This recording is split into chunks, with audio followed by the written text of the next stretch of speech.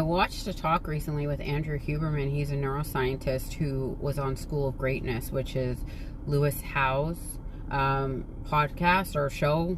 I don't know what they call it, but anyways, he was talking about cortisol levels and how people now are trying to keep their cortisol levels even.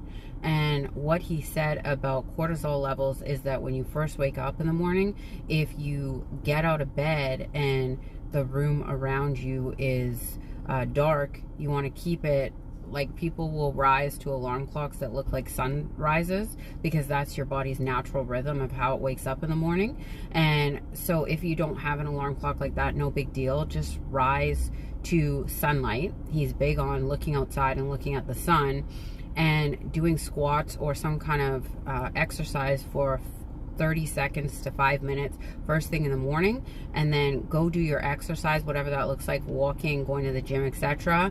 And to eat healthy, nothing sugary, so like avocado or nuts or, you know, something with high fat, high protein, and then your cortisol level will stay high for the majority of the day.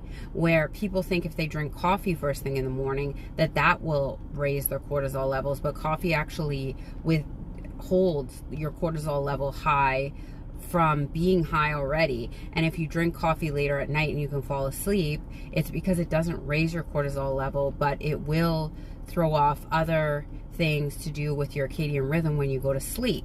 So it's not to skip the coffee. You can drink coffee, but first thing out of bed, do some kind of physical exercise, look outside at the sun, and get that natural stimulant going for your cortisol level to stay high, on the higher side, and then drop down your cortisol level to go to bed.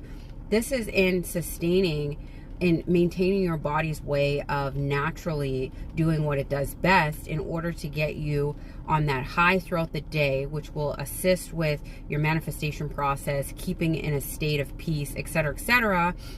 Limit and reduce things and how much they mean to you, because you won't be in a higher emotional place because you'll be even.